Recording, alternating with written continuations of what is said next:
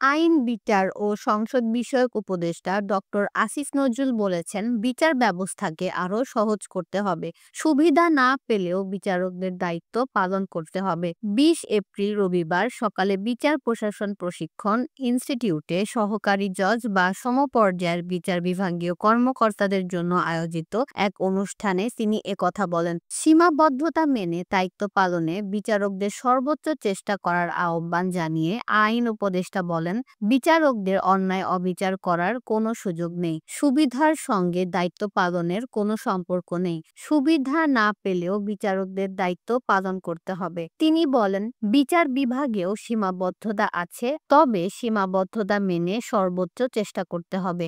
বিচার ব্যবস্থাকে আরও সহজ করতে হবে। আসিফ নজরুল আরও বলেন, বিচার প্রশাসন প্রশিক্ষণ ইনস্টিটিউট এমনভাবে প্রস্তুত করতে হবে যেন উপমহাদেশের অন্যান্য দেশগুলো থেকে প্রশিক্ষণার্থীরা বাংলাদেশে আসেন। আওয়ামী লীগ সরকারের সময় বিচার প্রশাসন প্রশিক্ষণ ইনস্টিটিউটে এসে অনেকেই রাজনৈতিক বক্তব্য দিতেন।